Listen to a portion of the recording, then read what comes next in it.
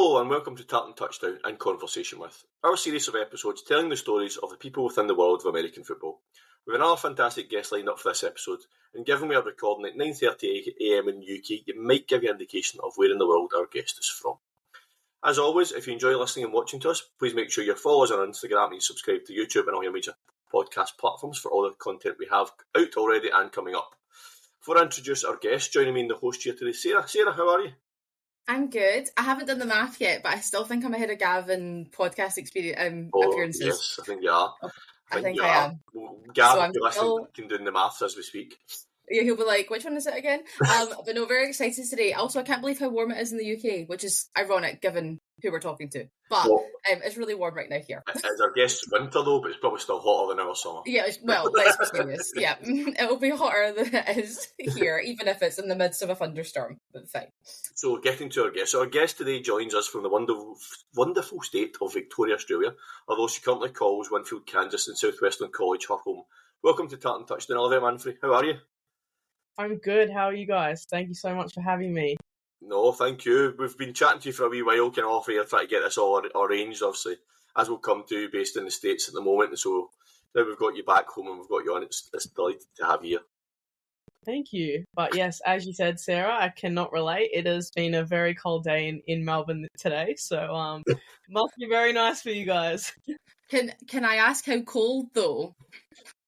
Probably, I don't even know the number, but I was outside playing and it was, I would say, maybe 10 degrees, but it was windy. It was very chill wind.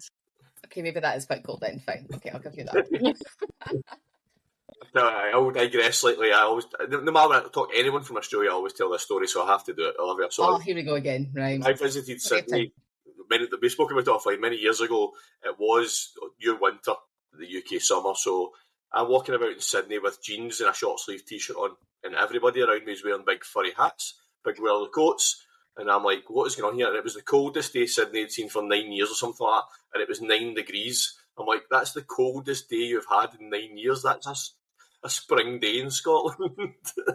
Oh yeah, the Kathmandu, the puffer jackets, they're always on when it gets to this time of year. But what's the coldest it's ever been for you that you can remember?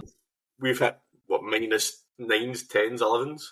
Okay. Yeah, it's pretty cold. It's been a lot colder in Scotland, but kind of where we are in the central belt, we don't get the worst of it. But yeah, -9, -10 is probably the worst I've seen. Yeah, well, being in Kansas and experiencing an American winter, I've now can feel your pain. I think I remember the coldest temperature that I screenshotted on my phone and I sent to all my friends and family home. It was -27 Celsius. Oh. It was crazy. Like, never experienced anything like it. It was insane.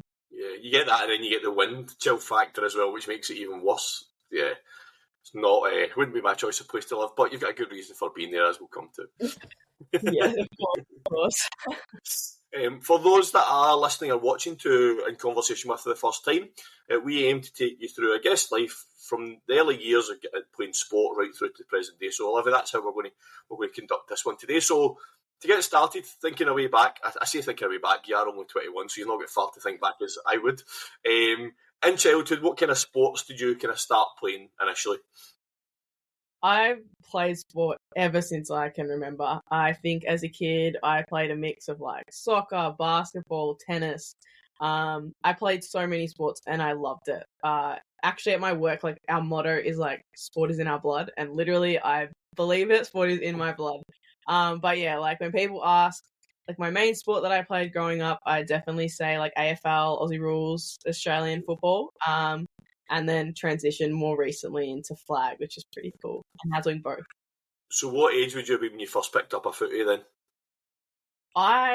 Funny story, but I got my first membership for the team that I barracked for, so Essendon, when I was born. That was my present from my auntie, was a membership. So I was probably had a footy in my hands forever, but I always grew up watching my brother. When I was at a young age, I didn't really have the opportunity, like it just wasn't available for girls. So I watched my brother growing up. I obviously went to the footy every weekend with my family. But the first game that I played, I was probably maybe 12, 13 years old. And I would have started playing in school. And then eventually when like the AFLW or the major women's league started up, that's when my pathway started to take off. And so it was really cool because I had something to look up to and to look forward to and to drive towards, which was really special. Yeah, so as we mentioned before, we did do a good bit of research on you in terms of your career with the footy. So if I got this right, you played for East Keilor and then Greenvale and then Keilor as well. So you say your ages that you went through, the kind of development programme stuff like that, it looks around about 2021 is really when you had your kind of breakout year, 23 goals in 16 games, which is a great return. How did your career, before we get to where you went to after, how did your career develop through those teams and kind of local level? I cannot believe that you found my East Keilor stats. That is so funny. Like when I was playing for East Keilor, there wasn't many women's leagues. That was my best bet. I was probably 15, 14. I don't know. You could probably find my age, how old I was, but I was playing. I have open tier this segment, so. Well, I found your website is all your footy stats all the way back to East Keilor. So 2016, it's got your first stats. I don't know when that's when you first started playing or when that's the stats started. So I was 13 in 2016. I was 13, and I believe I was playing in the under 18s. So that kind of shows that the leagues weren't really available. I was playing girls that were probably double my size, double my height. But yeah, and then eventually East Keilor folded, unfortunately. So I went to Greenvale, which is my brother's club, and I played there for 3 or 4 years. And that's where I started to get noticed. We had representative teams. So my league was the EDFL, or the Essendon District. And so I represented them. And then also moved into Calder Cannons. And once I hit Calder, it's also when I moved to Keilor. More from a performance side of things, I knew that I was going to get better by moving to Keilor. And so we ended up winning 2 or 3 flags back to back to back. And I was playing in the under 18s and then into seniors as a youngie. But yeah, eventually moved on to Calder. Had, I think, 4 seasons at Calder. My last 2 were probably my best 2. And yeah, fell in love with the game and got noticed by Essendon in the VFL, and that was a huge opportunity for me. I think wearing my first Essendon Guernsey as a Bombers supporter, like you can just imagine, it's a childhood dream. And I kicked a goal on debut. It was a snap from the boundary. Again, I don't know how many people understand that terminology, but I have that on film, and it's something that I won't ever forget. And yeah, it was really special. Yeah, so when you obviously as you get noticed playing for Keilor, how does the process work in terms of Essendon?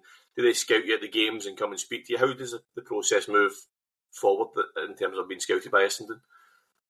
Yeah, so they would have probably noticed me more through Coates League. So what was it at the time? NAB League. They've changed the name a couple of times. So it's Coates League now, but back in the time was NAB League.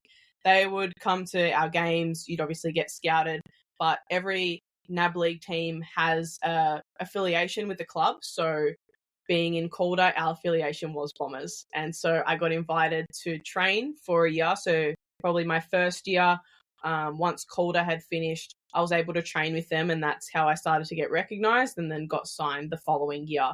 And I was playing both Calder as a top ager, and I got a couple games with Bombers that year as well.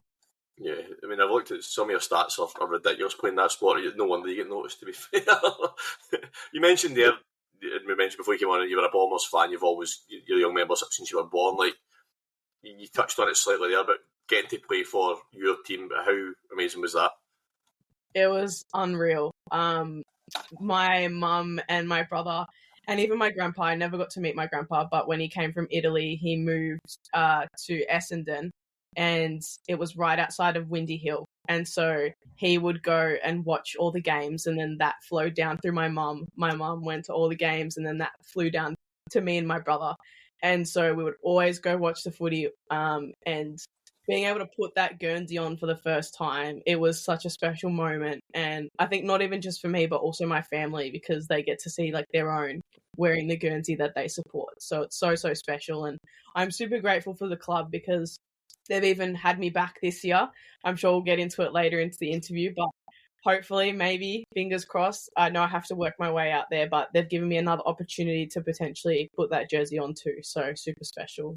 Yeah, we'll kind of touch back on it a wee bit later, because obviously you continued to play it as you developed through your new sport up until last year. But looking at your stats for it, I don't know whether you know this or not. Whether this is accurate or not, I don't know. But this is your career stats at 137 games played with 167 goals and best player 55 times. That's not bad going for someone at 21, to be fair.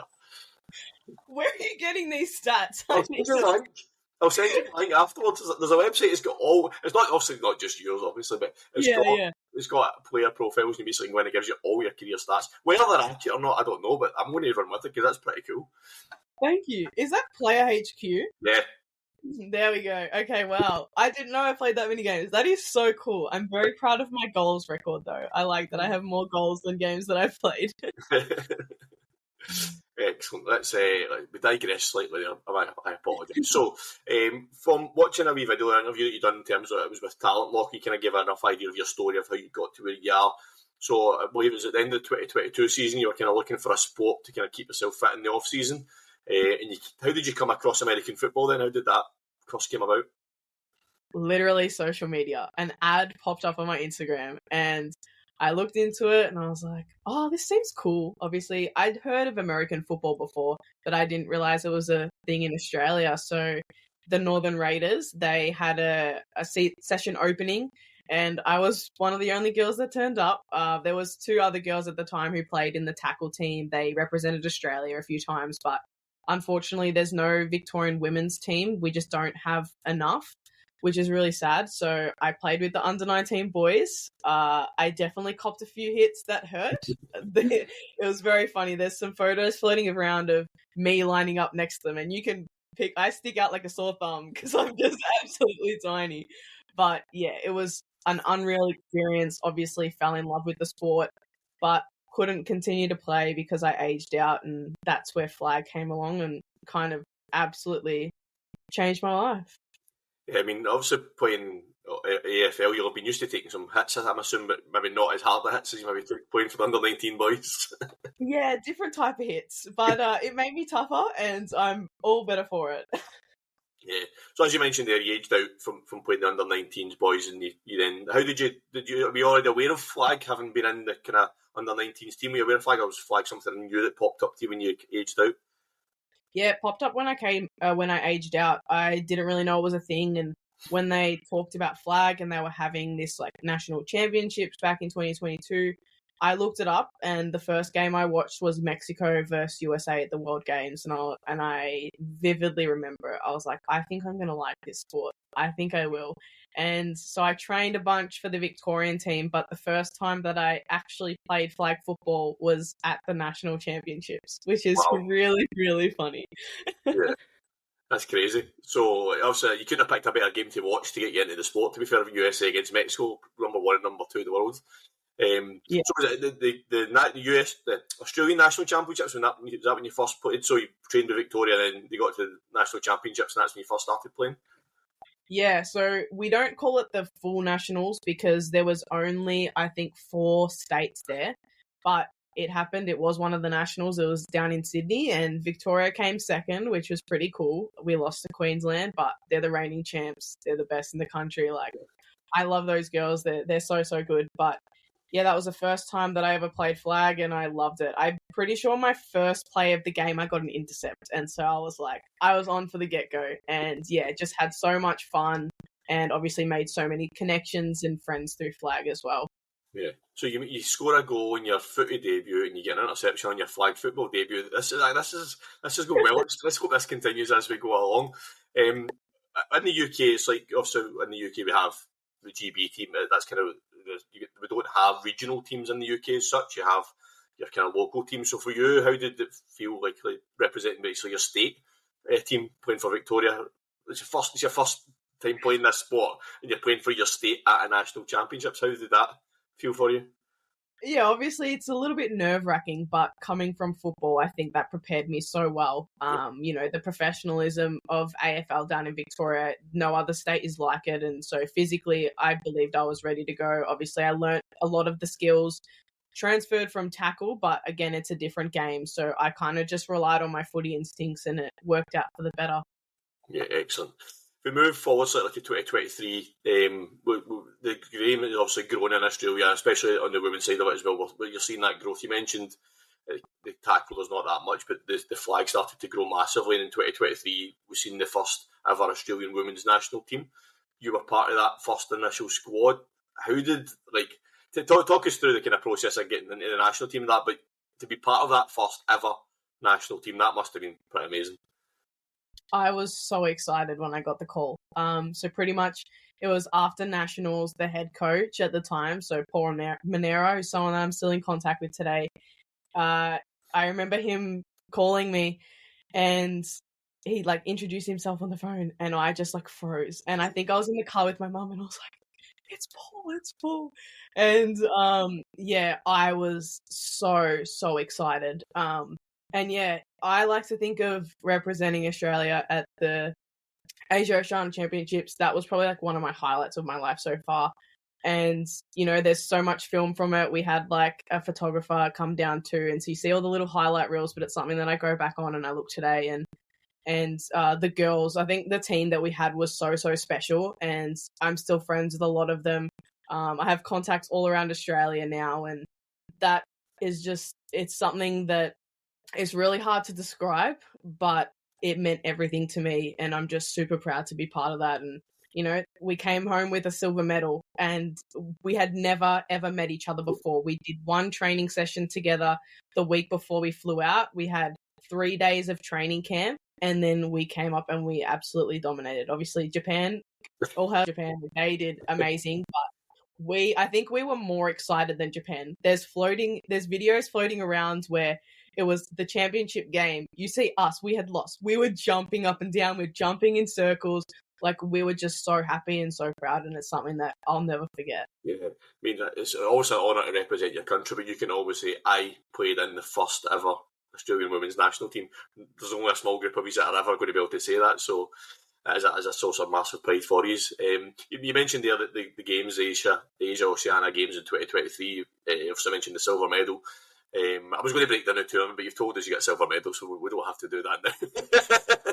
But ultimately, you did start off with, you played Japan in the group stage, and it's a team that we'll come back and visit as we go through this story. But getting to the final in your first ever tournament and getting that silver medal and coming up against a team like Japan, who are quite an established team, it must have been, as a tournament that you mentioned there yourself, you used a couple of training sessions before you started, 3-day camp, and then suddenly you're playing in a continental tournament, which is just crazy to think about. Do you feel that as the tournament progressed, did you see yourself developing as a team from that? So you played the first game against Japan, was it 33-0 loss for your first game, and then you've moved on throughout the tournament and picked up a couple of wins and got to the final. But thinking back on it now, can you see the growth of the team within the tournament itself? 100%. I'm going to take your word for it that we played Japan the first, because I don't remember. All I know is, personally, I had a terrible game against Japan. I dropped so many balls, so many catches. But then once I had my first one, I was on a roll. But yeah, 100%. I think the more connection that we got, we were spending all day, every day together. We play 2 or 3 times a day. It just grew from there. And once we had that trust in each other and that belief, 100%, it just took us to the next level. And when we versed Japan again, we actually scored on them. I think the scores were 40-something to 20-something. So it showed that we improved. And yeah, absolutely, 100%. Yeah, so the final was 47-29 in the final, so that's a big difference from 33-0 in the group stage. So I don't know why you played Japan first. I meant to say you played them in the group stage and you lost it to them in the group stage. That was the only loss you had in the group stage, is what I meant to say. But yeah, you say 33-0 in the group stage to then 47-29, so putting up effectively 4 touchdowns against them in the final is a massive difference from a group stage. So yeah, I mean, from the first ever tournament you split in to get a second place, that's a not bad place to start as a national team, is it? Yeah, I know, you can't really complain about that. It's pretty good. We're happy with that. So what we'll do now is we'll shift the topic slightly back to your own personal journey, because we're kind of trying to do this in chronological order. So as I mentioned at the start, you are currently a student athlete at Southwestern College in Kansas. Take us back to the process of how the kind of potential for you to get a scholarship there came about, and kind of what is the timeline from that first conversation till deciding to commit at Southwestern?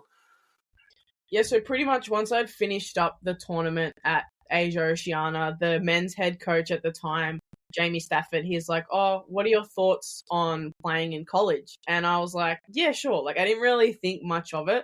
I thought, oh yeah, it sounds cool, but I don't know if that's actually going to happen. And sure enough, he clipped up my film and he sent it out to a bunch of schools. He emailed so many schools, and we had a fair few reach back. I got a couple offers, but it wasn't until I think maybe May that I actually signed officially. And so it was a really long process. Scholarships are really hard to find, especially with flag being an emerging sport. So I went through an additional scholarship process with Southwestern.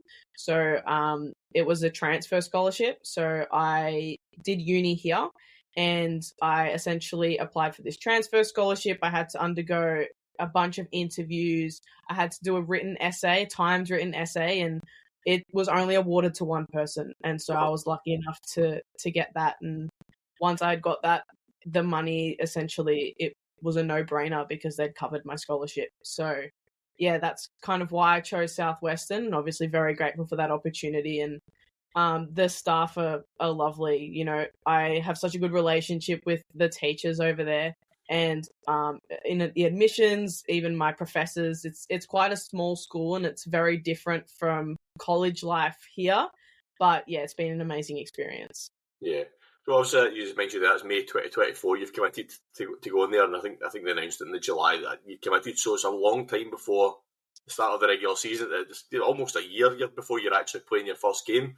So there's a lot still to happen in your career before you even got to Kansas. So as I said before we started this, for someone so young, you have done so much already, and we've how long been talking about this, and we're only at 2024. So what we'll talk about now is something that happens slightly later on, but it kind of falls into this at the moment. So part of you accepting the scholarship to go to the US was a massive change in your life, but it did mean you have to give up playing footy with the Bombers at the time.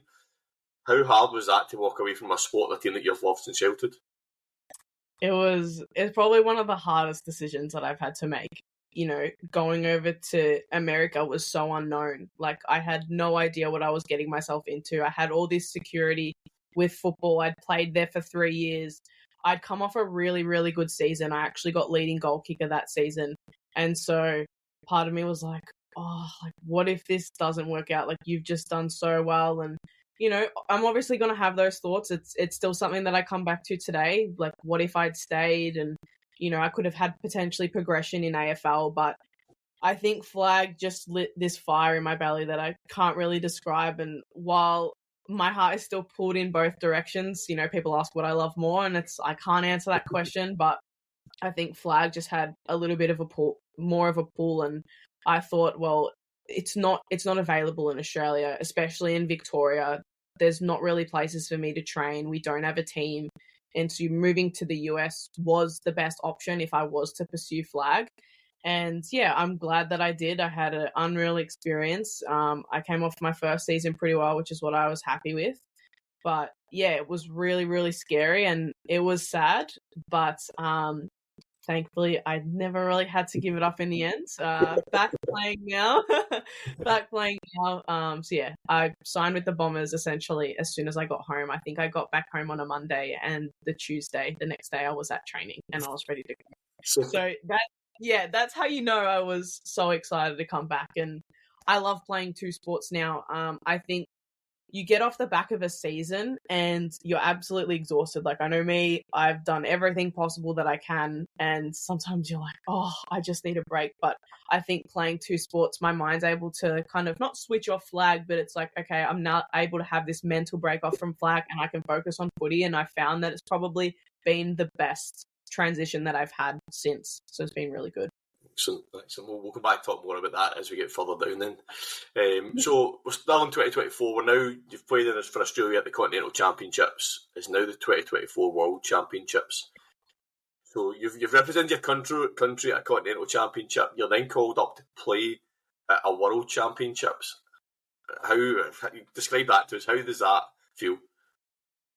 Again, it's such a surreal moment. Like, not many people get to say that they've ever represented their country before. And so to have another go at it, again, I was absolutely ecstatic. I actually flew to Finland from America. So I had moved all my stuff to America, and a week later I was back out in Finland, and I missed the first kind of week of school. But yeah, I think a lot of the Australian team was pretty disappointed with how Finland went. I think we ended up 2-6, 2 wins, 6 losses. And so personally, while I think that I had a really good tournament and I think that I've really developed and progressed from Malaysia, it just left this kind of really unsatisfying feeling because we went from being 10th in the world to being, I think, we ended up finishing 16th that tournament. And so it was pretty disheartening, but again, having that experience to play against the best teams in the world, we represented USA. I can say that I scored a touchdown against the USA in the first play of the game. It's pretty special. And yeah, just every opportunity, every moment that I get to put on the Australian jersey is something that I'll always remember, always be grateful for, and just pour my heart into doing the best that I can for my country. Sarah, have you shared my notes with Olivia? Because every time No.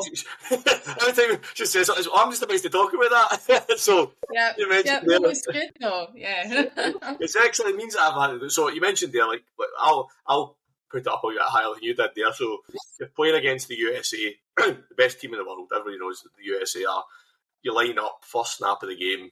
Casey takes a snap, and you bomb it down the sideline, leaving all the DBs in your wake. And that first touchdown. So you've the first touchdown of the game. Australia are leading the USA at a World Championship, and you've scored that touchdown. I've seen the video and I've seen your celebration. That must have meant a lot to you. Yeah, there's photos, there's videos. I think Andy Keith, massive shout out to him. He got the moment that I had celebrated, and again, so special. You see how excited I am and the way that my teammates get around me too. It not just meant something to me, it meant something to everyone. Like, we were able to say, hey, just for a small moment in time, we bet the USA, but we actually scored against them because not many teams do. But we were all so happy, and it was, again, such a special moment, and another one for the history books. But yeah, I love Casey Cubis, so massive shout out to her. Obviously miss playing with her, but yeah, it was so good, so special. Yeah. So in the tournament, you finished in the group stage 2-2. You get a victory over Sweden and Ireland. You played Ireland in the first game, you defeat them, and then you defeats the USA and France. And you mentioned there he's went into the playoffs and ended up ultimately finishing 16th, which you said was you were 10th before, dropped to 16th. Reflecting on that now, can you think back and not what you could have done better, because that's not a very obvious answer, but is there something you feel you could pin on the fact that it didn't go as successfully as you wanted it to? Yeah, I think that there's a lot of things that we're always going to think of, what if we did this, what if we did that. I think preparation was a big one. We only had 3 camps, but there was a lot of change between those camps of the types of things we were doing. We changed our playbook, and so our final camp before flying out was when we finalized the new playbook, and I think that was so important. But had we had kind of a little more time to kind of nail that playbook a little bit more, I think that would have helped. But, also it was the first World Championships that we've ever been a part of. And so we've actually got a baseline now. So as much as it was hard to come away from, I think that we've kind of experienced that. We know what to expect a little bit from these countries, and we're going to make sure that we do our best to make sure that we actually can compete. And yeah, we don't want to be 2-6 ever again. So massive learning opportunity too. And unfortunately, you came up against Japan in one of those games again. They just seem to be your old foes, don't they? They just seem to be the team that you just can't. But to be fair to Japan, I watched Japan at those Worlds. They are such an emerging team in this sport. Some of the plays that they came up with, just out of this world. They are a team to watch over the next few years, definitely, Japan. Yeah, and their quarterback actually plays for another school in Kansas. So, yeah, she's won. And every time I've played her, we've lost. And so when I see her, I get some nightmares. But, yeah, she's an amazing QB, and Japan keep doing so well. So definitely a team to watch. But Asia Oceania's coming up in a couple months, and hopefully I can be on that team. But absolutely, that's going to be the goal, to beat Japan for the first time. Yeah. That actually transitions us back to talking about Southwestern. There is something about the state, that area of Kansas, where there is a lot of women's flag football teams. There's a massive league there. We are going to be talking to, I'm not sure if you know or not, Tatiana dos Santos. So she's Panamanian. She plays for Ottawa. So we're going to be talking to her later this month as well. But there seems to be something within that area of the USA where women's flag football is really blossoming at the moment. Yeah, it's huge. And obviously you're getting to talk to Ottawa, but their coaches, kind of Liz and Kate, I'm pretty sure they started the league. And so that's probably why it's so big in Kansas. But yeah, so obviously you have the Kansas League, you have the Florida League, and I think recently, a couple of days ago, just got announced that there's going to be another NAIA league that is centered in Arizona and California. So that'll be another bunch of schools that are coming in. But it keeps growing, and it's just going to get better and better. Yeah, it's good that you mentioned it yourself. There wasn't a lot of scholarships for flag football generally across the board, never mind in women's sport. So it's great to see that it's been taken as seriously as an actual sport now, that people are getting scholarships for it, because it's the only way the sport is going to progress if they start doing that. 100%. And especially for international students, it's so hard. You know, we have to pay up front, you have to think of exchange rates. And so having another kind of source with the transfer scholarship at Southwestern, that was so important. And if more schools are able to offer that, it's only going to help kind of make these leagues grow and get the best players possible to just make it a competitive league for everyone, which is just going to benefit the sport and obviously for future kind of girls coming through. Yeah. You say future girls coming through. You are young enough to be those future girls coming through. Yeah, that's true. As you mentioned just a minute ago, you obviously got to the USA now. You were back out to Finland for the World, so I'm assuming back for the World you moved back to Australia. So with the Aussie way of life being so relaxed, I love it. I'd love to move to Australia. It suits my personality down to the ground. But how did you initially settle into life in the US when you kind of got there permanently? Yeah, so I actually flew from Finland back to the US, and I was straight into classes. I had missed the first week. The first semester, I think I found it a little bit challenging in terms of kind of being away from home, adapting to a new life. I think the second semester, I definitely found my feet a little bit more. But yeah, college life, it's crazy. Especially for me, I decided to do a health degree because, I don't know, I'm crazy. So I did a little bit more of a challenging one, but kind of what it would look like was I would have gym in the morning. So from about, I don't know, 6 till 7:30 or 6:30 to 7:30, I'd have gym. Then if I had time, I'd go back to my room and shower. Otherwise, I have to go straight to class from about 8 till kind of 12. Then I have lunch, then I have another class, and then it's practice. And that's pretty much every day. So it's very full on. I think having the professional background from footy definitely helps. Obviously, training load wise, my body wasn't used to it. I was pretty sore getting to Thursday, Friday, because we don't really train every day, but America, that's common. So credit to them that they're able to do it. But yeah, it was a little bit of a challenge, but I think once I found my feet, found the routine, and obviously developed a good group of friends, which I'm hoping to stay in contact with, because, you know, they're kind of transferring out everywhere, which is a little bit sad. But yeah, found my feet. And then second semester was when the season started. And so it was actually pretty good. I'm glad that our season started in the fall. I think it's fall, not the spring, because it kind of enabled me to get used to life, of what it looks like. And then eventually, move on into season, which again is even more hectic because we would play 2 times a week. So there's some days where during the week I'd have to go from classes, then we get on a bus. The bus ride can be anywhere from like 1 hour to like 3 or 4 hours, go and play, come back home, and then next morning we do it again. And that was twice a week. So it was crazy, but again, another experience that is only going to help me learn and grow as an athlete and a person.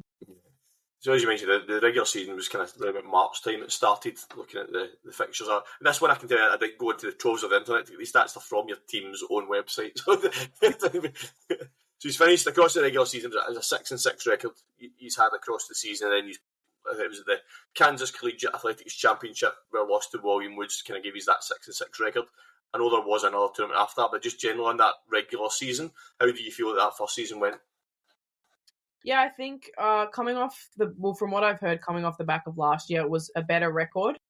Again, it was really cool. I think there was a little bit of a changeover in the personnel, so we kind of had to find our feet again. New quarterback, which is always a little bit challenging, but yeah, it was a really good experience. I think by the end of the season, we had really started to gel and kind of play our brand of football.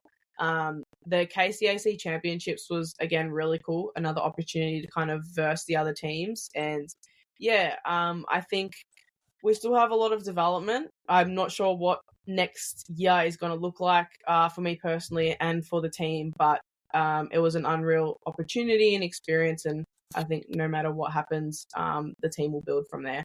Yeah. Something that we're not used to, especially in Europe anyway, in the world of flag football, is punting. Talk us through how punting works in flag football, because it's not something that is very alien to us.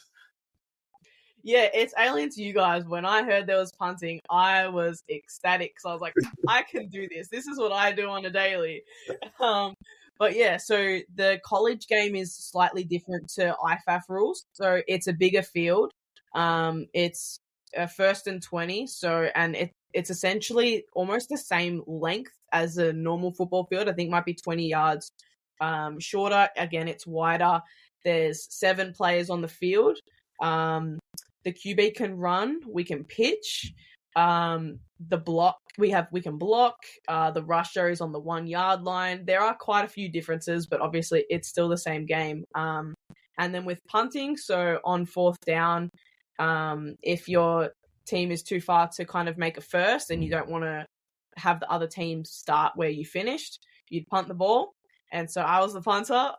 And yeah, again, I was used to it. I said to my coach, I was like, this is what I do.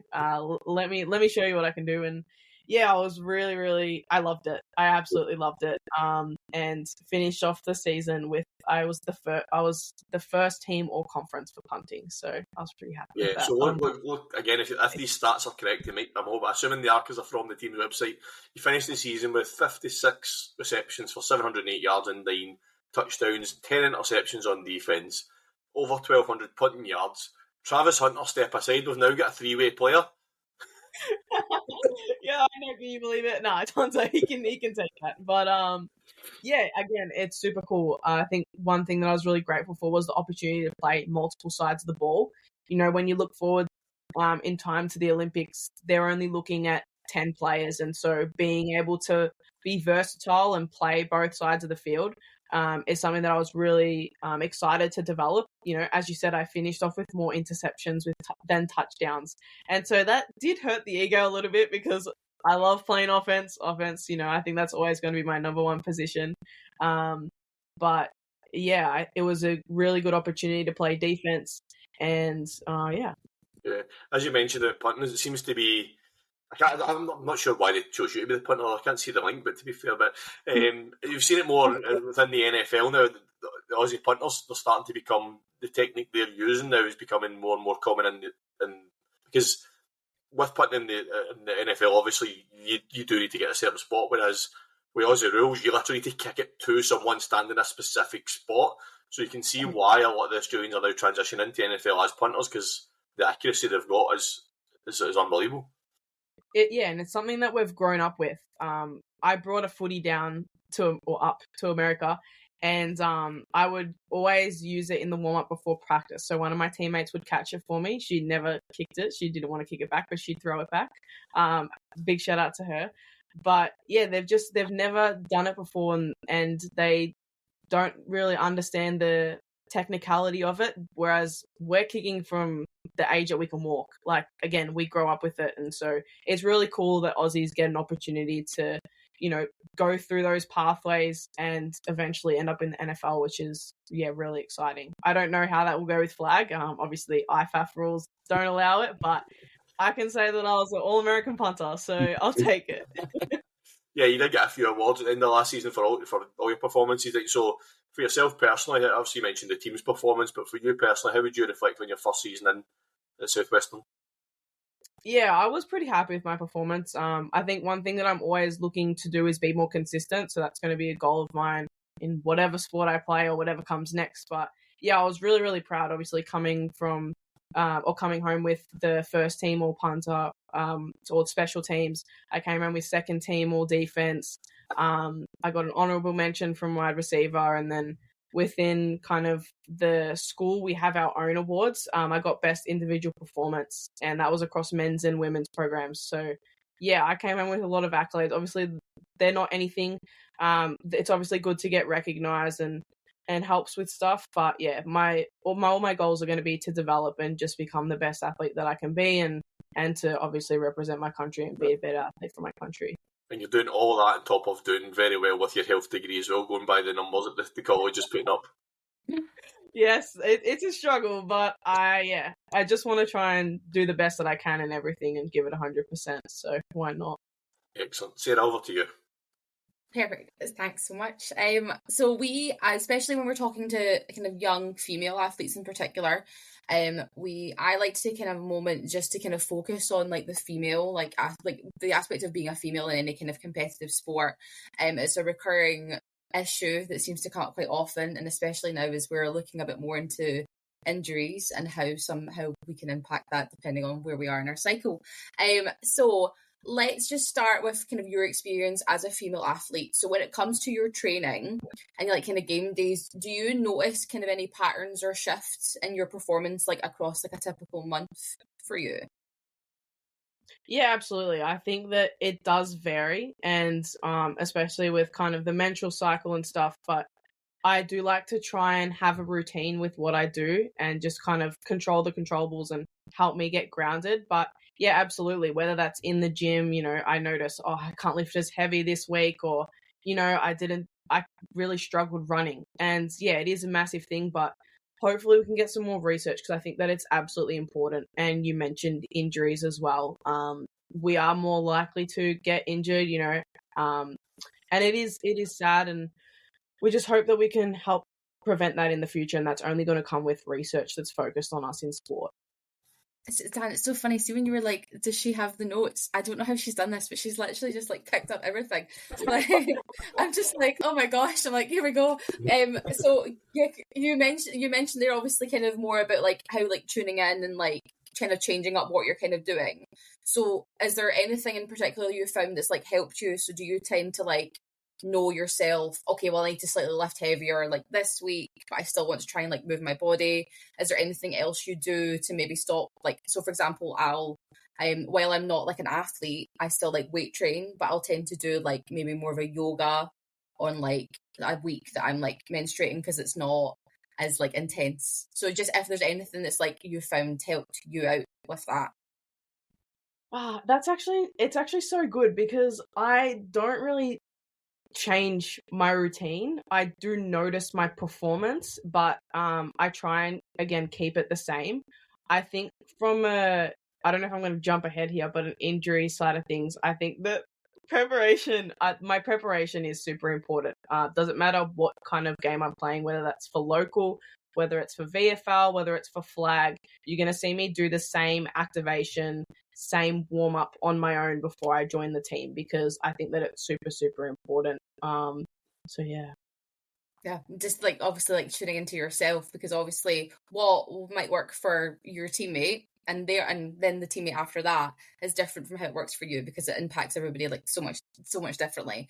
And I think that's the difficulty I'm finding with researching and talking about it, is a lot of people just think it's a one size fits all, and that's not true, because we don't all have the same 28-day cycle. I sometimes sit on a 50-day cycle, which sucks. But and then I know people who have 20-day cycles. So I think it's really important when you say about it's all about tuning into yourself and realizing and kind of noticing the patterns. Do you find that it's like an open conversation for like these topics within the team and like coaching, or is it something that's still a bit of a taboo, under the radar topic? Within like footy, I think it's pretty open. Like we're pretty open with each other about it, and obviously at Bombers, having kind of that high performance environment, we do our wellness, and one of the last things in wellness is what stage of the cycle we're on, and so it kind of gives our high performance director an indication kind of where we're at. So I think we've done a really good job to keep those conversations open, and again, like you said, it's so different for everyone, but at the end of the day, it's just acknowledging kind of, okay, maybe I can't get a PB every week, but it's just being okay with that, and it's okay to have an off day. But yeah, just not to kind of be confronted by it. And then while we're talking about this, another thing that the AFL did, which I think is amazing, is that they banned white shorts for women. So yes, and I think it's the best thing that they've done, because a lot of the time so many young girls would be so self-conscious about wearing white, and in America I had to wear white shorts and I absolutely hated it. We had an all-white uniform And I myself got so self-conscious about it, but the AFL did an amazing job with it, and I think it's only going to help participation in sport too, because you look at some surveys and that is part of it. And while people might not think, oh, it's just white shorts, it does, because we do get self-conscious about it. So yeah. Yeah, like there was a conversation about how like women's like soccer players didn't want to wear white shorts, and a lot of men's were coming, like having a bit of an up arms, being like, why do they want to wear white shorts? It's just the uniform, it's this, it's that, and it's like, you don't understand. And it's then it has an impact on how you play psychologically, because you're not thinking of the game, you're thinking of, oh my god, I'm on a national platform or whatever it is that you're on, there's cameras, there's everybody watching me, especially with the age of the internet. Yeah. And people are mean. People are mean. 100%. Yeah. So yeah. But that's really positive to hear about footy, because I mean, if we could implement that everywhere, I think we'd be a much happier time. In terms of, we obviously touched upon like injuries, in particular ACL injuries, which obviously tend to impact women at higher rates comparatively when we're on our cycle, because we don't produce the same amount of collagen and everything else. Is this something that's like kind of discussed? I take it as probably in footy they talk about it quite a lot, and just being careful. Yeah, 100%. And I touched on the preparation part too. So prior to the game, we jump land. So every game, it doesn't matter whether I was playing flag in America, whether I'm playing Bombers here, I would do my jump land stuff. Like even today when I played, I'm the only one out there, but you'll see me doing my jump land and making sure that I feel like that my body's right. Because again, we don't want to put ourselves at risk of those injuries. And so having that preparation, starting in the gym and then on game day before every training, it's so important. And I wish that I could bring some of my teammates along with me with that, because in America, it wasn't really that common. Like I would do my warm-up routine and my teammates would see me do it, but I just don't think that the knowledge about it was around.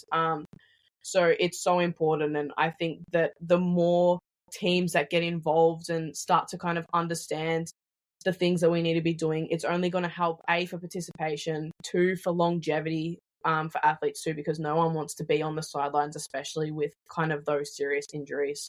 Yeah, there's a wee question for Olivia. I'm not going to pretend that I know the biological side of all this, but it's more of a practical question. So you obviously mentioned that foot has made massive strides in dealing with these things in terms of the shot. Such a simple thing to do, but it makes a massive impact. Going back to Southwestern, obviously you mentioned the all-white uniform. Is it something that you've raised with them in terms of the concerns? And is there any kind of conversations about them changing, or has it been flatly, no, that's the way it is? Kind of how they deal with it over in the US?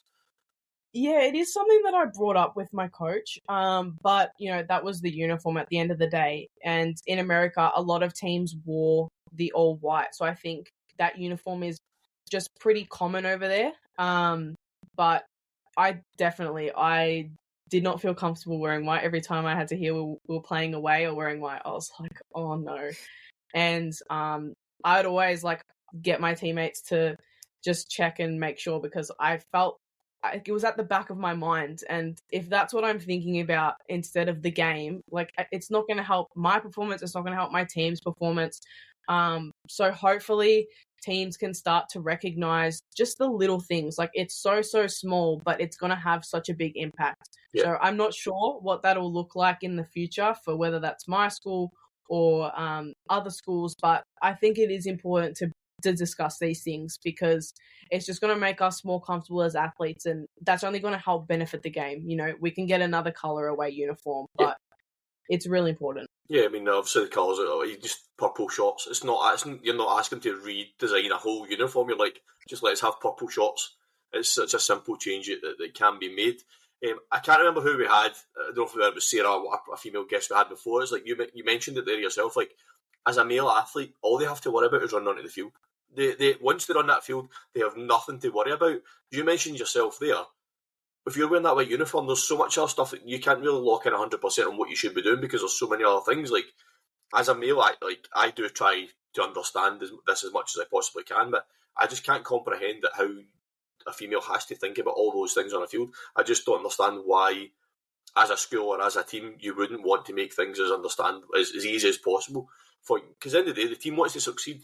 So if they want to succeed, they need you 100% locked in. So just give me purple shots. I don't see any issues here. And I know I might be trivialising that there. I don't mean to be like that, but to me, look at it from the outside as I mean, like, it's a simple change that if you go to your team and say, as a group, say, like, we can't have white shorts, can we go to work? Because it actually happened in the Women's Premier League in England recently. And it was the Aston Villa team wanted to, and they were like, we won't wear white shorts. And there was such a fight. And I'm just like, why is it a fight? Why do you have to have a fight about a colour of shorts? I just don't get it. And I do try my best to understand it, but I'm very practical, thinking, like, why can't you just help these women with a simple solution? Sorry, I'm going on my soapbox here. You're okay. The wife will be very happy that I'm coming across a bit of a feminist here, to be fair. So I love it, and you go.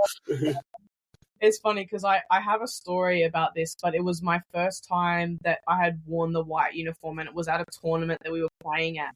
And I was foam rolling, and it had been raining, and I was on the athletics track, which was red. And so I was foam rolling, and I didn't realize that it picked up. And so I did have like red stains on the back of my shorts. And I was like freaking out. I said, like, can we please get another pair of shorts from the car? Like, I was so self-conscious about it.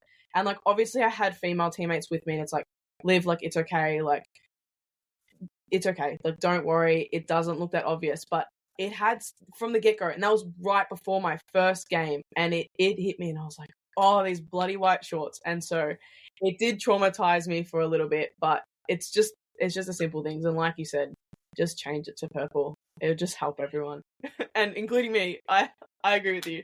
And then we'll get back on her every time we talk about this. It's just nice.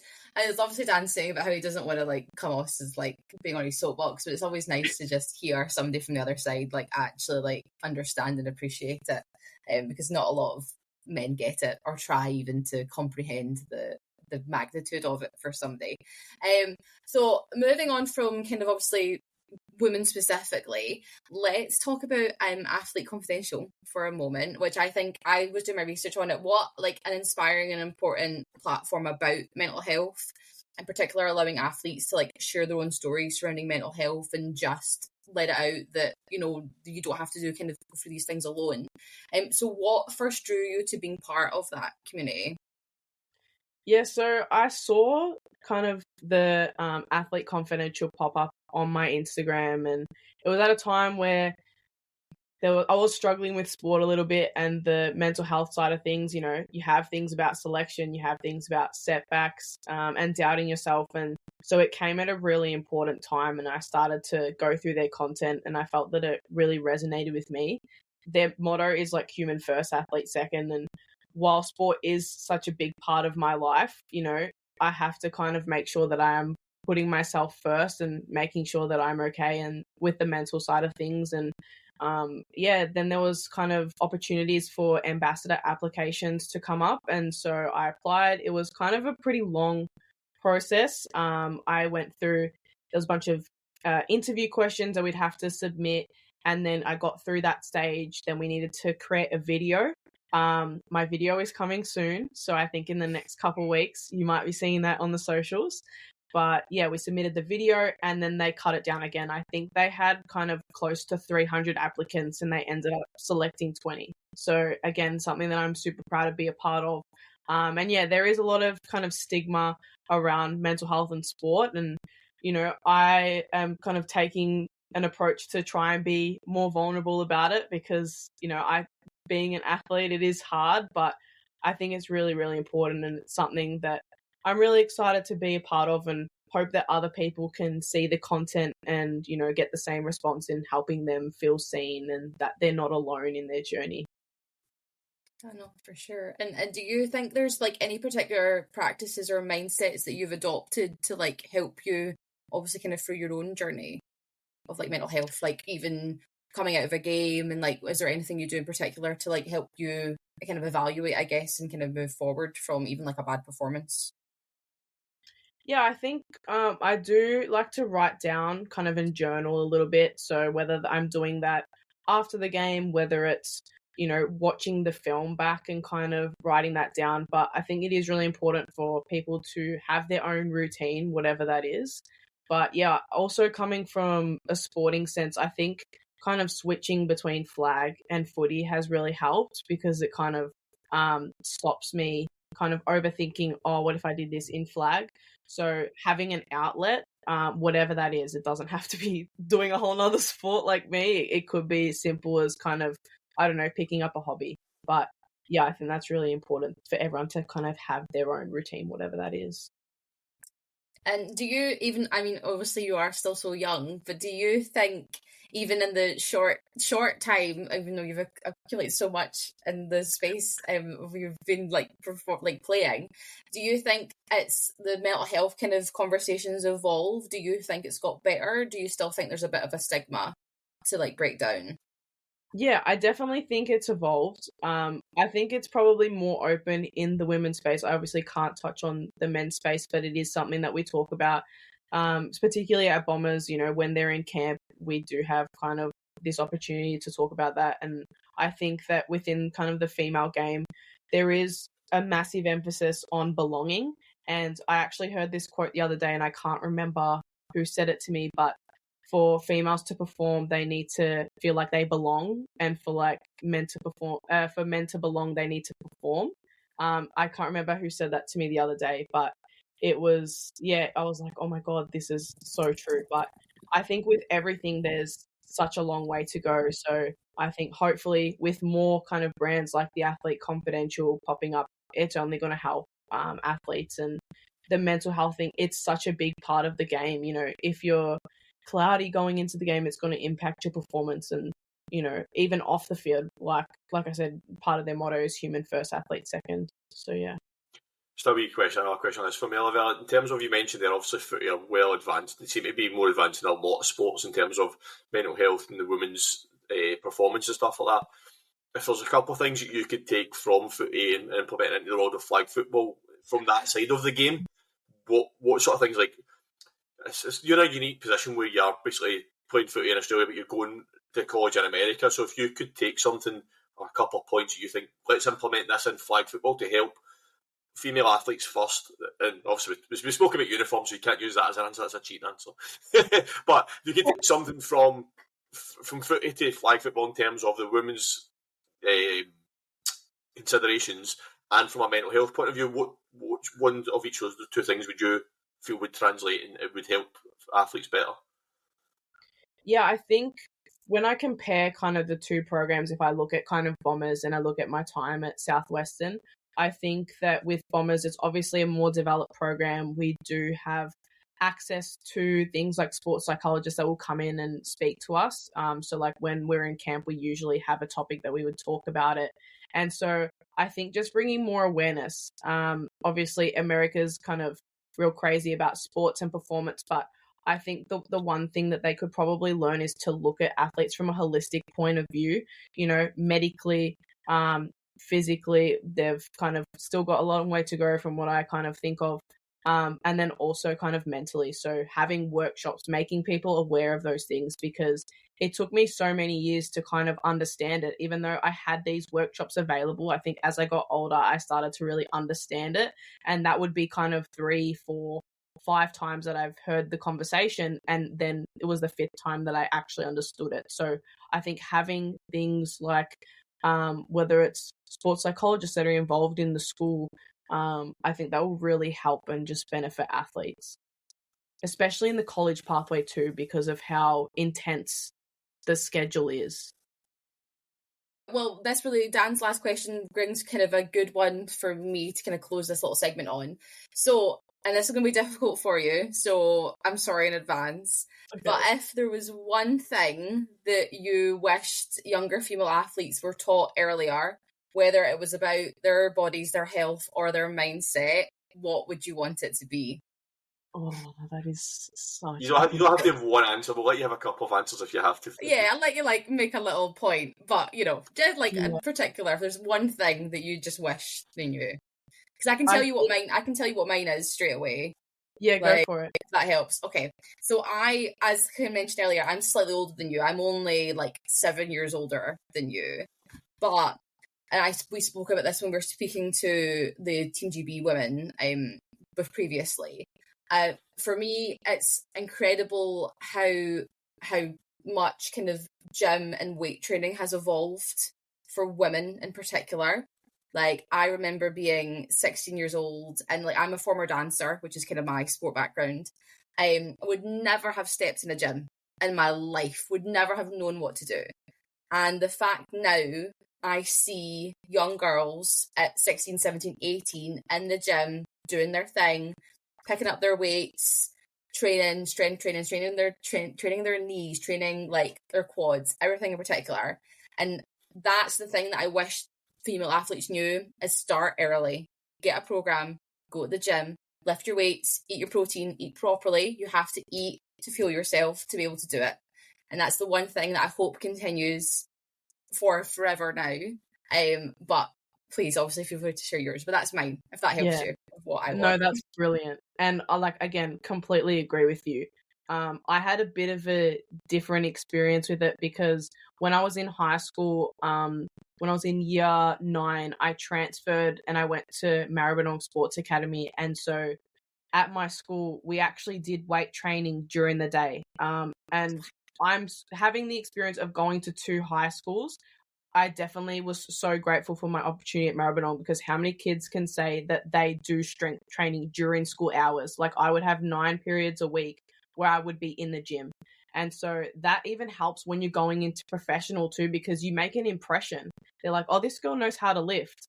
But yeah, 100% completely agree with you. And you kind of touched on what I'm about to say, because it came to my head, but I think nutrition, as a kind of young female athlete, I definitely had my fair share of hardships. But again, it is so important making sure that you're fueling yourself, because when you're under fueling, you put yourself at risk of injury, stress, fractures, they take you out of the game. And so having nutrition and knowing, especially for female athletes, we're all so different and our body requires different things, and we come in all different shapes and sizes. And yeah, I think nutrition is so important. There's obviously heaps of other things, but having access to nutritionist, dietitian, them coming and speaking to you about what you should be eating, I think that's really, really important. And from a Bombers standpoint, that we have that's really accessible. From an American standpoint in college, it wasn't really. It was cool though, because one of the senior girls was doing a thesis, and her thesis was on like the female triad. And I had already learnt this stuff, but that was kind of the first time that it was being introduced into the school. And so like while I had all this prior knowledge, it was so new. But again, it's so important when you're talking things about reds, it all impacts. And so I'd say nutrition. It's phenomenal. Yeah, I mean, like, as a almost 40-year-old male, I wish I had learned more about nutrition when I was younger, to be fair, as well. Well, that's even what I mean, because I would have left high school when I was in 2012. So that's when I turned 18. I turned 18 in 2012, and totally. Like, I would never, even when I trained in musical theatre. That's my undergrad degree, and we never ever were told to go to the gym. It was always don't bulk up, because then you become too bulky, and then you're too big, and then you're this, obviously, for like a dance perspective. And it's so amazing, because now I dance only for fun now, which is really, obviously, because it was quite damaging going to like a performing arts school, as you can probably imagine. But I now, when I go to these classes, there are girls there who have just finished their training, and they are being told to go in the gym, and it's so nice. Obviously, I didn't have the best experience, but it's so amazing to see young women now getting that experience. Even guys, because even the boys that used to come and do dance, again, they would be told don't lift weights, but how are they going on a ship and lifting a girl above their head if they can't bench? Like, I don't understand. So yeah, it's really good. It's wonderful to see. Going back to when I was at high school many years ago, I think I actually probably left high school before you even born, Olivia. That's how I think we're kind of at here. This is how bad it is. Thinking back even then, like, so we're talking what, where am I, about 21 years ago, roughly 21 years ago. I think there was only maybe 2 or 3 guys at my age were going to the gym. Nobody wasn't something that was, as a young male, you were, or even, never mind female, but nobody really went to the gym. I mean, but now when you see, like, my daughter's 16 and she goes to the gym, her friends go to the gym, everybody at that age group now, it's cool to go to the gym. Do you know what I mean? Whereas when I was that age, you were more interested in playing football or hanging out with your mates or playing computer games, whereas now they do seem to see the importance of going to the gym at a young age, which is, for male and female perspective, it's great to see. Yeah, 100%. It's so good.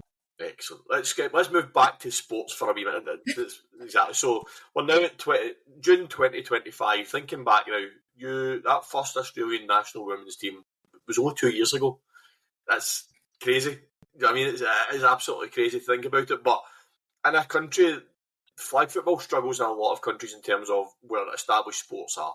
In the UK, obviously, soccer's massive, rugby's massive. In Australia, you've obviously got footy, you've got rugby, you've got cricket. There's so many sports there, but the growth, we spoke to Kate Allman previously, we asked this exact same question.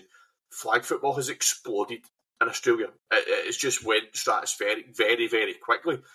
What do you think that's down to? Oh, that's a brilliant question. Yeah, definitely agree. It's definitely grown. I think that there's been a lot of focus on trying to get young kids involved in the sport. So, Paul Monero, who's the head coach the last 2 years, his kind of company is now rolling out flag football programs in schools. And again, you need kind of these young kids to be grown up with it to help the sport grow. Coming from Victoria, I think that footy, like AFL, kind of, it takes majority of the kids. But when you look at kind of schools that are in New South Wales and Queensland who are kind of leading flag football in Australia, you can really see that growth. But kind of it doesn't take away from the transferable skills that come from different sports like footy, like rugby. So yeah, definitely been huge, and I think it's just getting that younger generation involved that's really helped. It's actually next week that the Rams have a clinic in Melbourne because there's going to be a game, and so I'm actually going to be working that, and so it's going to be really cool to see kind of young kids that are getting involved in the sport, and they're the future. So if we can kind of get them involved in the sport early and show them how good it is and how fun it is and, you know, what it can be and what you can look to in the future, I think it's really going to help continue to grow it. Yeah. What I love about flag football, generally, I previously played it as well, is that anybody can play flag football. Like, certain sports, you need to have a certain skill set or you need to have a certain mindset to go and play. Like AFL, for example, you need to have a certain physicality and a certain mindset and a skill set to play that. Whereas any kid could rock up and learn how to play flag football. That's what I love about the sport. Like, you don't have to be a certain physical build. As long as you can understand the fundamentals of the game, you can pick up the rest of it. Like, learning a playbook is difficult, but it's not impossible. Anybody could do it. Do you know what I mean? Which is what I love about flag, and which is why I think there's maybe some kids that maybe want to try certain sports. Maybe they don't have the ability to do it or the mindset to do it. What I think flag football is a great fallback for those kids that, okay, I want to be a footy player, but maybe I'm not good enough.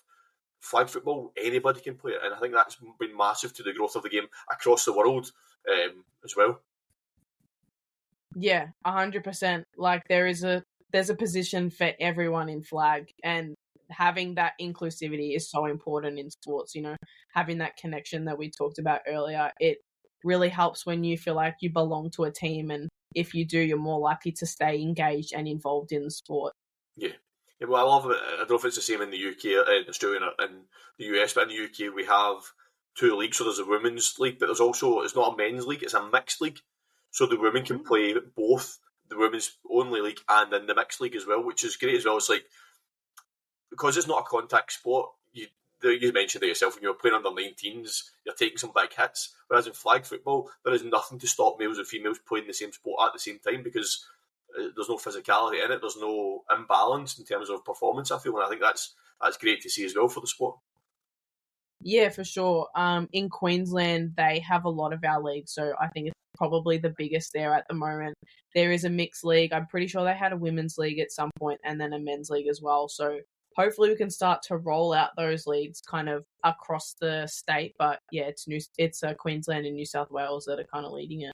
Yeah, Queensland are the reigning champions. They have got some team though, haven't they? Yeah, they're an unbeatable team. I love watching them play. I'd love to play for them someday. But yeah, I mean, they've won 3 years in a row, and they're kind of at the forefront of the game, and it's just something to give other states kind of something to look up to, and it's like, okay, this is how we want to play. So yeah, I mean, credit to them if they can keep it going. Yeah, and they also have a British head coach as well, I'm pretty sure, don't they? Pardon? Pretty sure. Oh, yeah, yeah. Oh, Liam. Liam, if you're listening, come and talk to us. Actually, it's not actually like I do want to speak to Liam. I've not actually reached out to him yet, but if he might watch this and it might start a conversation, but yeah, I'd love to talk to Liam. So yeah, I mean, it's great to see that the sport is growing so much in Australia. So let's move back slightly to yourself then. So we're at 2025, you mentioned, we had a wee chat off and you mentioned it yourself earlier on, your next goal is the 2025 Asia Oceania Championships. That's your next focus you've got is getting to the national team for that. Hopefully that will then lead to Australia qualifying for the World Championships in 2026 because as we see with this sport, it's continentals to qualify for Worlds and then the next Worlds is the qualifiers for early 2028. This is the big one. So like your career is just starting in this game, like a couple of years in, you've already achieved so much. You mentioned there your pride at representing Australia at continentals, at Worlds. Has the thought of representing Australia at an Olympic Games entered your mind yet? Absolutely. Yeah, 100%. What question is that? No, for sure. It's a massive driver for me, and yeah, absolutely, it's something that I'm working towards. Obviously, there's a lot of steps in between, but I've loved sport for literally as long as I can remember. You know, as a kid, I was always playing with the boys at lunchtime, whether it was footy or whether it was soccer. I loved watching the sport, and I just have this feeling that sport is always going to be a part of my life, and I can't really explain it. It just is. And so to now have the opportunity to be part of a sport that is going to be at the Olympics, like it's huge. It's so surreal, and I know it's going to take a lot of work to get there, but I know every decision I make is going to be working towards that, and you can't get any higher than the Olympics. It is the pinnacle of sport.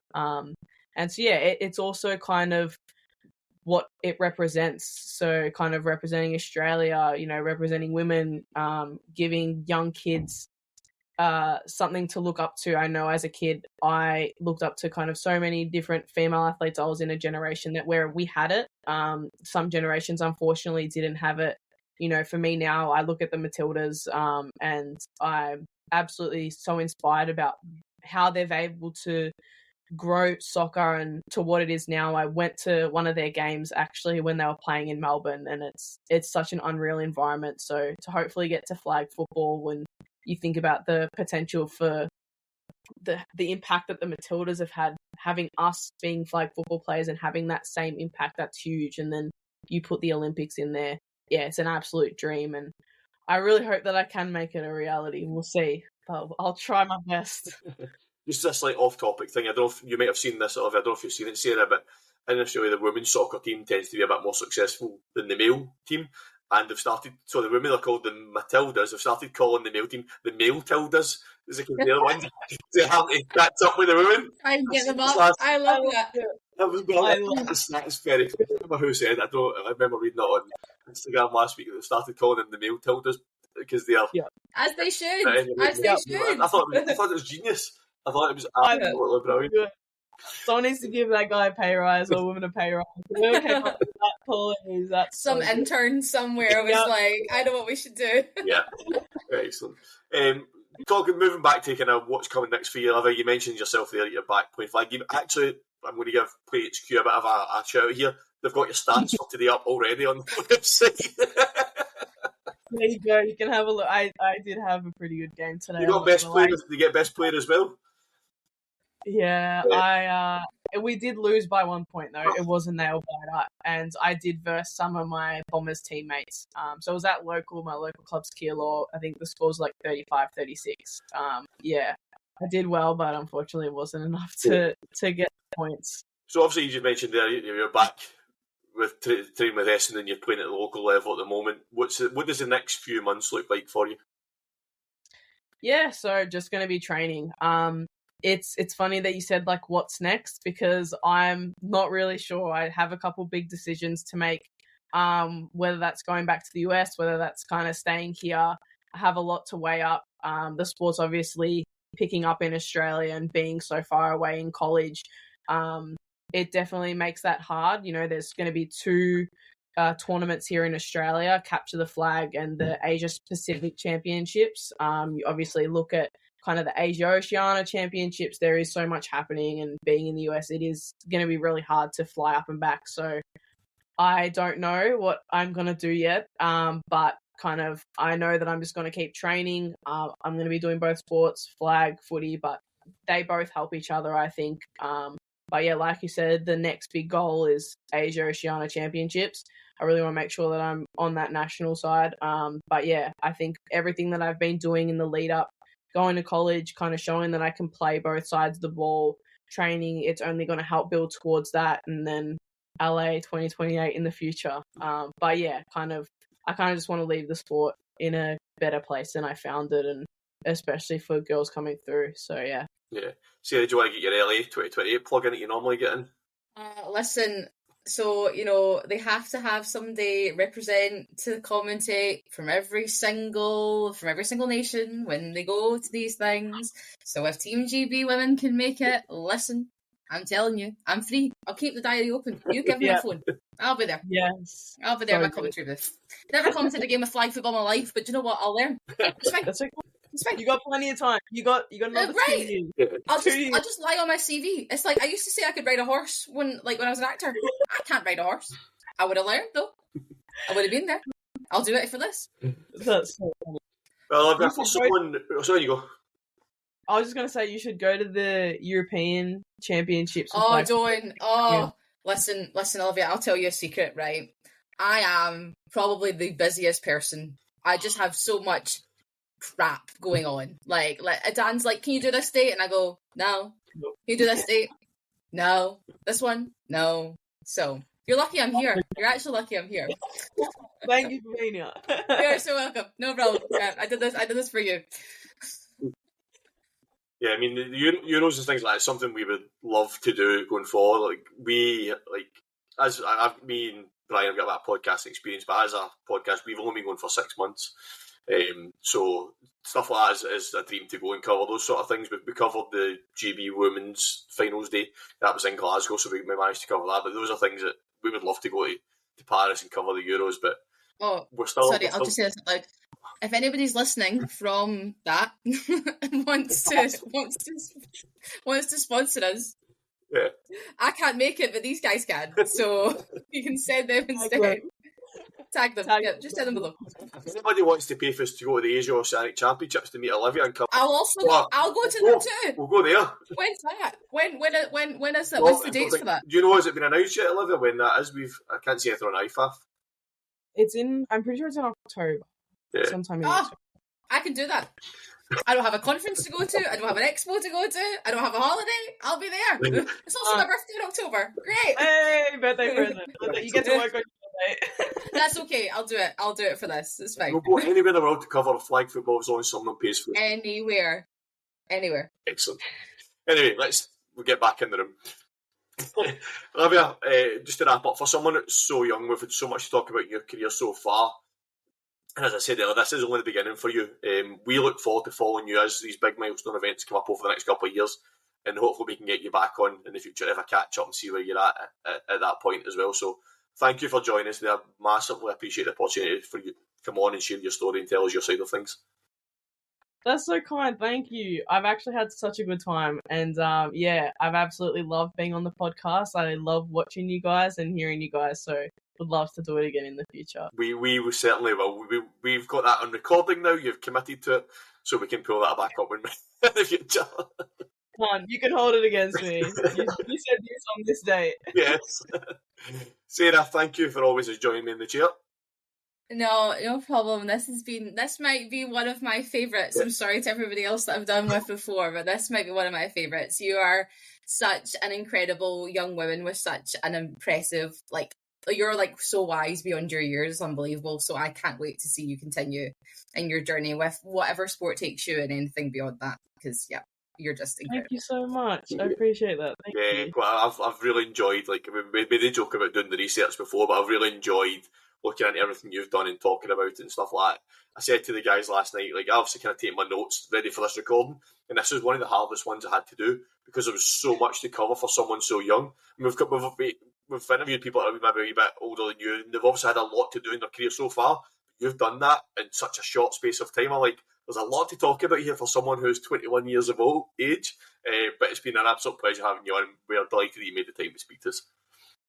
No worries. Anytime. Like I said, anytime. I've loved it. And thank you so much for your kind words. I appreciate that. Thank you. For everyone that is watching or listening, thank you, and we appreciate all your support. Make sure you're following us on Instagram and you're subscribing us to on YouTube and all the major podcast platforms for what we've got coming up. We've got some big plans coming up over the next couple of months. Until next time, we'll see you soon.